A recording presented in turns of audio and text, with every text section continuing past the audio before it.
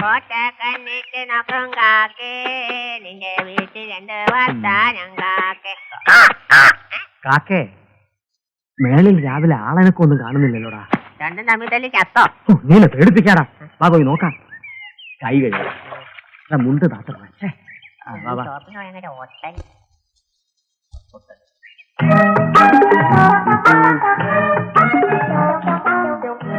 വിദ്യാഭ്യാസത്തിന്റെ ഗുണമാ. ഒത്തൊരുമയോടുള്ള കിടപ്പ് കണ്ടോ? സയാമി സിരട്ടകൾ തോറ്റു. ഒരുമയുണ്ടെങ്കിൽ ഒലക്കപ്പുറത്തും കിടക്കാം. ഒലക്കപ്പുറത്ത് കിടന്ന ഉരുണ്ട് വീഴും മോനെ. ഉമ്മാർക്ക് നല്ല ഒരല. ഇങ്ങനെ അഡ്ജസ്റ്റ് ചെയ്യുന്ന തെണ്ടികളാണെങ്കിൽ നമുക്ക് രണ്ടുപേരെ കൂടി താമസിപ്പിച്ചാലോ? നീ എന്തെങ്കിലും പറഞ്ഞോടാ? ഞാൻ പറഞ്ഞു. പിന്നെ ആര് പറഞ്ഞു? രാഘവ, രാഘവ. ഓ എന്താ ഇവിടെ? ഞാൻ താത്തയ്ക്ക് മേൽഭാഗം കാണിച്ചു കൊടുക്കേ. നല്ല വൃത്തികേടുള്ള ബിൽഡിങ്. അത് ഈ തേപ്പും കൂടി കഴിഞ്ഞാ ഒന്നും കൂടി വൃത്തിയാവും. നേരെ നേരെ ഒന്ന് മാറിയെന്നേ. ഞാൻ ഈ മുറി ഒന്ന് വാടകയ്ക്ക് കൊടുത്താലോ എന്ന് ആലോചിക്ക. നല്ല കാര്യ. അതിന് താക്കോല് കാണാൻ. അത് ചേട്ടാ, ഈ താത്താക്ക് അടിക്കടി ചുഴൽ വീണം വരും. അത് വരുമ്പോ പിടിപ്പിക്കാൻ ഞാൻ എടുത്തതാ. താക്കോൽ പിടിക്കാൻ എല്ലാത്തിനും ഇടിക്കും ഞാൻ. എന്താ ഒരു ശബ്ദം? എന്റെ ഈശ്വര, ഞാനിത് എങ്ങനെ ചേട്ടനോട് പറയും? എന്നായാലും എല്ലാം അറിയേണ്ട മനുഷ്യനല്ലേ നിക്കണ. നീ അങ്ങ് പറ മോനെ. ഞാനതെങ്ങനെ പറയും താത്ത? പറഞ്ഞു തൊളിക്കടാ. ചേട്ടാ, ഈ മുറിയിലൊരു പ്രശ്നമുണ്ട്. ചേട്ടത്തെയും സീതയും അറിയണ്ട. 2 ദിവസമേ ഞാൻ ശ്രദ്ധിക്കുക. ഒരു കാൽപെരുമാറ്റത്തിന്റെ ശബ്ദം, വാതില് തുറക്കുന്നൊരു നിലവിളി. ഇന്നലെ രാത്രി 2 വൃത്തികെട്ട ചാത്തന്മാരെ ഞാൻ കണ്ടു. ഒറ്റ നോട്ടത്തിൽ മരിച്ചുപോയ നമ്മുടെ അച്ഛനാണെന്നേ തോന്നൂ. ചെലങ്കയുടെ ശബ്ദം. കേട്ടോ. അതുകൊണ്ട് വാടകയ്ക്ക് കൊടുക്കുന്നതിന് മുമ്പ് പ്രേതബാധ ഒഴിപ്പിച്ച ശേഷം കൊടുത്താൽ മതി എന്നാണ് എന്റെ അഭിപ്രായം. ഒരു ഹോമം വല്ലതും നടത്തിയാലോ എന്ന് ഞാൻ ആലോചിക്കുക. രോമമല്ല താത്ത, ഹോമം. 1000 രൂപ തന്നാ ഞാൻ നടത്തിത്തരാം. 1000 രൂപ തന്നാൽ ഹോമം ഞാൻ നടത്തിത്തരാം. 1000 രൂപ തന്നാൽ നീ എന്നെ നടത്തിക്കും. ഇവൻ ആരാ മോനെന്ന് എനിക്കറിഞ്ഞൂടെ? അതെല്ലാവർക്കും അറിയാൻ പാടില്ലേ? രാഘവ, ചെലങ്കാന്ന് പറഞ്ഞപ്പോ ഞാൻ ചെലങ്കയുടെ ശബ്ദം ഉണ്ടാക്കിയത് എങ്ങനെയുണ്ട്? നീ ഓവറാകരുത്. നീ ആരും മണിച്ചിട്ടായ വാതിൽ തുറക്കാൻ. എന്തിനാ പുറത്തുനിന്ന് കുറ്റിയിട്ടത്? അകത്തെനിക്ക് കുറ്റിയിടാൻ പറ്റാത്തോണ്ടാ പുറത്തുനിന്ന് കുറ്റിയിട്ടത്. ഒരു കാര്യം ചെയ്യാം, അകത്തുള്ള കുറ്റിയെടുത്ത് പുറത്ത് വെച്ചുതരാം. അത് ഇന്ന് പുറത്ത് വെക്കേണ്ട. ഇപ്പൊ തൽക്കാലം അകത്ത് കയറിയാട്ടെ. മനപ്രയാസം കാരണം ഞാൻ നിങ്ങളോടൊരു കാര്യം പറയാൻ വിട്ടുപോയി. എന്ത് കാര്യം? എന്റെ ചേട്ടൻ ഒരു മനോരോഗിയാണ്.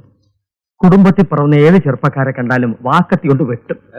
അതുകൊണ്ട് നിങ്ങൾ ഈ മുറിയിൽ താമസിക്കുന്ന വിവരം ഒരു കാരണവശാലും അദ്ദേഹം അറിയാൻ പാടില്ല. ഓക്കെ, അറിയില്ല. അതായത് അത് ചേട്ടന്റെ മോളാ സീത. ഡിഗ്രിക്ക് പഠിക്കുക. ഇവളുടെ പ്രശ്നത്തിലാണ് വെട്ടു തുടങ്ങിയത്. എന്റെ ചേട്ടൻ 6 പേരുടെ കഴുത്താ വെട്ടിയത്. നോട്ടത്ര ശരിയല്ല. ഈ വെട്ടും വട്ടും ഇല്ലായിരുന്നെങ്കിൽ ഇവിടുത്തെ താമസം എന്ത് സുഖകരമായിരുന്നു. ശരിയാ ബാല.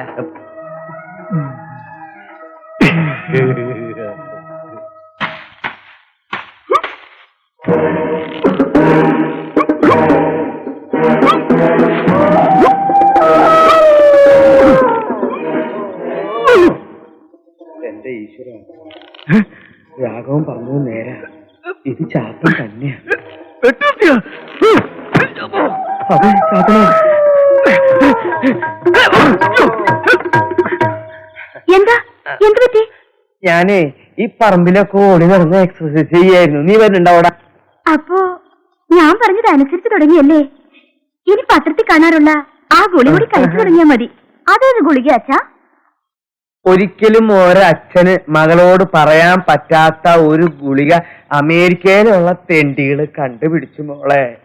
മാറി നിക്കടി.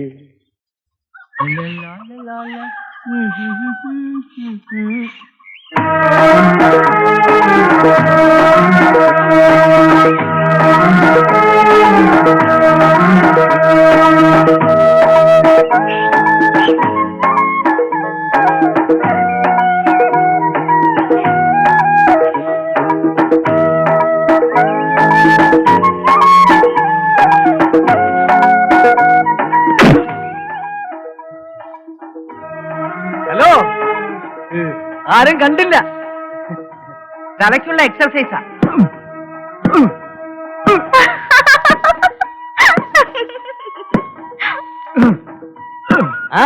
എക്സർസൈസ് നല്ലതാ. തലയ്ക്കകത്തൊന്നും ഇല്ലാത്തല്ലേ? തലയ്ക്കകത്തൊന്നും ഇല്ലാതെ തന്നെ എനിക്ക് ഇത്രയും ബുദ്ധിയുണ്ട്. അപ്പൊ എന്തെങ്കിലും ഉണ്ടായിരുന്നെങ്കിലുള്ള അവസ്ഥ ആലോചിച്ച് നോക്കിയേ.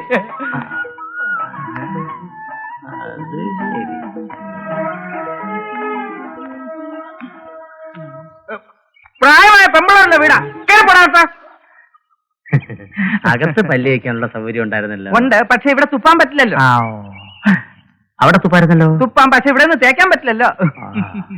എങ്ങോട്ടാ? അല്ല, എന്നെ അത്യാവശ്യമായിട്ട് 5-6 പേര് ഇവിടെ കാണാൻ വരുമെന്ന് പറഞ്ഞു. അതുകൊണ്ട് ഞാൻ പോവാ.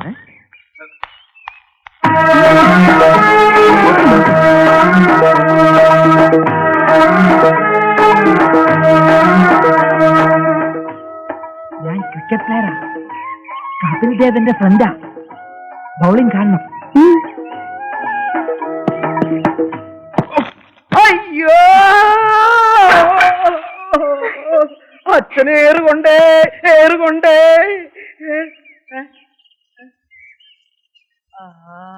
ചാത്തൻ, ചാത്തൻ, ഇത് ചാത്തൻ തന്നെ. എന്താ? എന്ത് പറ്റി?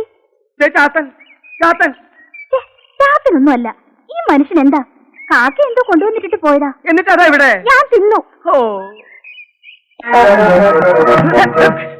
കൊല്ലാൻ നടക്കണ. കീ എടുക്കാൻ മറന്നു. ഏത് കീ?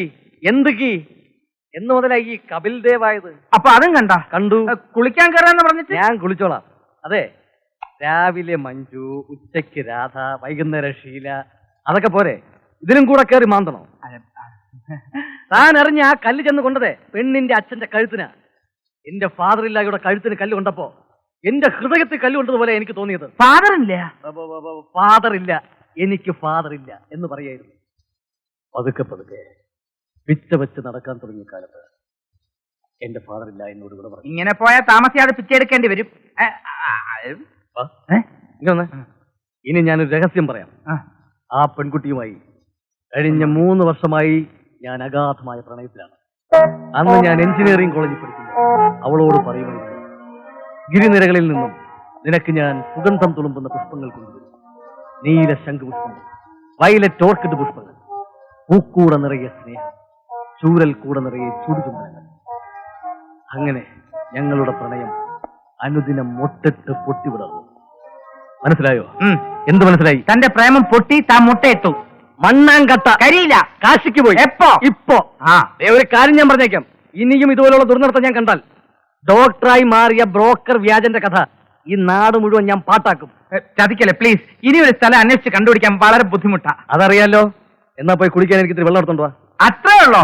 എപ്പോഴും തന്നെ വെള്ളം കുടിപ്പിക്കാൻ ഞാനുണ്ടാവും ബാല. ബാലൻ നിന്റെ കേട്ടില്ല, ഒന്നുകൂടെ പറയോ ബാല. ബാലൻ നിന്റെ അച്ഛൻ. ആരിത്? ശാന്തയോ? ഞങ്ങൾ കൊഴുക്കല്ലടി വന്നേ. അയ്യോ ശാന്തമ്മേ, എന്ത് കഷ്ടം. കളയില്ലേ ചാരായ നിരോധനം. ഉള്ളിയൊക്കെ ഭയങ്കര വിലയാ. എടി ശാന്ത, നീ അങ്ങോട്ട് തിന്ന് ചക്കക്കുരി പോലെ ആയില്ലടി. പോർച്ചെ മോളടിക്കാൻ ഞങ്ങൾ വന്നല്ലോ. വേഗം 200 തന്നാട്ടെ, വേഗം 2 സ്മോള് വന്നാട്ടെ. മോളടിക്കാൻ അവന്നല്ലോ. ശാന്തേ, അവിടെ ആ മുകളിൽ പണിയില്ലാത്ത മുഴുവൻ വാടകയ്ക്ക് കൊടുക്കും. വാടകയ്ക്ക് കൊടുക്കുന്ന രാഘവേട്ടൻ പറഞ്ഞു കേട്ടത്. ഒന്ന് മുട്ടി നോക്ക്. മുട്ടിയാൽ തുറക്കപ്പെടുമോ? കൂടുതൽ മുട്ടല്ലേ. ശാന്ത വീട് 100 എടുക്ക്. പോ.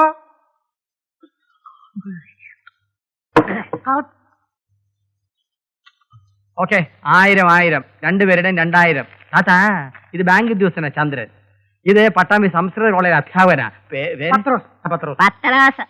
അപ്പൊ മോന്റെ സ്ഥലം എവിടെയാ? ജനിച്ചതാം കോയമ്പത്തൂരാഹ, വളർന്നതാം കേരളത്തിലാഹ, തൃശ്ശൂരിനാഹ. ആഹാ, അപ്പൊ നമ്മുടെ നെഹയുടെ ആളുകളാ. അല്ല താത്ത, ഇത് സംസ്കൃത മലയാളമാണ്. ആഹാ, മോനെന്താ മറിഞ്ഞേക്കണേ? മോന്റെ സ്ഥലം എവിടെയാ?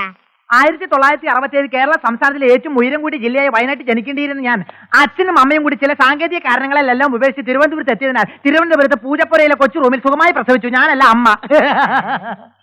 സൂപ്പർ വാച്ചിൽ ഒന്നുകൊണ്ടായിരിക്കും മോനെ ഇത്ര സ്പീഡ്. വിളക്കോടാക്കി മോനെ ഒരു ചായ. 1 2 അല്ല, മൊത്തം 3 ചായ. ആർക്ക് കുടിക്കാം? എപ്പോഴും കുടിക്കാം. അങ്ങനെ കുടിക്കവേ ഒരു ചായ. രണ്ടുപേരുടെയും സംസാര രീതി ഇതാണെങ്കിൽ മേളി അടി ഉറപ്പ്. അതെന്താ? അതെന്താന്നോ, അടി ഉറപ്പുള്ളതാ. മേലെ 2 പേര് താമസിക്കുന്നുണ്ട്. പാവത്തുങ്ങളാ. പാവത്തുങ്ങളായോണ്ടല്ലേ ഞങ്ങളോട് ഇമാതിരി പണി ചെയ്ത്.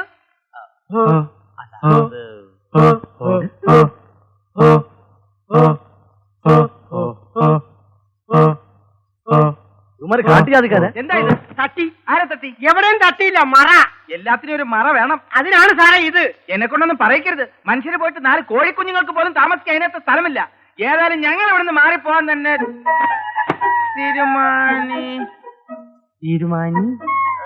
തീരുമാനിച്ചിരിക്കുന്നു എന്ന് പറയുന്ന അത്ര ശരിയല്ലല്ലോ.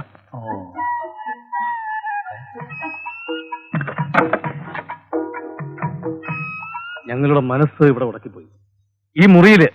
അതുകൊണ്ട് മാത്രം ഇപ്പൊ ഇവിടുന്ന് പോകുന്നില്ല. ഇവിടുന്ന് പോകുന്ന കാര്യം ഓർക്കുമ്പോ എന്റെ കരള് വിങ്ങുക. കരൾ വെക്കത്തിന് പഞ്ചലോകയുടെ മവണക്കല്ലിൽ ചാലിച്ച് ആടലോടത്തിന്റെ ഇലകൾ ചേർത്തുണ്ടാക്കിയ നല്ല ഗുളികൾ ഞങ്ങളുടെ കയ്യിലുണ്ടായിരുന്നു. ഒരു വൈദ്യുരനാ ഇങ്ങനെ പരസ്പര ബന്ധമില്ലാതെ സംസാരിക്കുന്നതിന് തലയിൽ നെല്ലിക്കാത്തളം വെച്ച് ഗുരുഗുരു ചിത്തക നെയ് സേവിക്കണമെന്ന് ചിലർ പറയും. പക്ഷെ അത് കേൾക്കേണ്ട കാര്യമല്ല. ഇതൊരു രോഗമല്ല, ഇതൊരു ശീലമാണ്. പോരെ, പട മേടിച്ച് പന്തളത്തിൽ വന്നപ്പോ പന്തളം കുളച്ച് പടാന്ന് പറഞ്ഞ പോലെ യുവമാർക്ക് എന്തോ ലക്ഷണ പെശകുണ്ട്. ചെറിയൊരു സ്പെല്ലിംഗ് മിസ്റ്റേക്ക് ഉണ്ട്. ഈ കൂഷ്മാണ്ടങ്ങൾക്ക് അടി ഉറപ്പാണ്. ഞങ്ങൾക്ക് എത്ര ഇടി കിട്ടിയാലും അതിന്റെ നേരെ ഇരട്ടി ഞങ്ങൾ അങ്ങോട്ട് ഇട്ട് തരും. മനസ്സിലായോ? എടോ പുഷ്പിള്ളേ, തന്നെ ഞങ്ങൾ ഇങ്ങനെ മൊത്തത്തില് പുള്ളി ചെയ്തിട്ട് എങ്ങനെയുണ്ട് എന്റെ വിരൽ? കലക്കി ബാ. പുല്ല്. സോറി, തന്റെ പേര് എപ്പോഴും തെറ്റിപ്പോകും ബാല.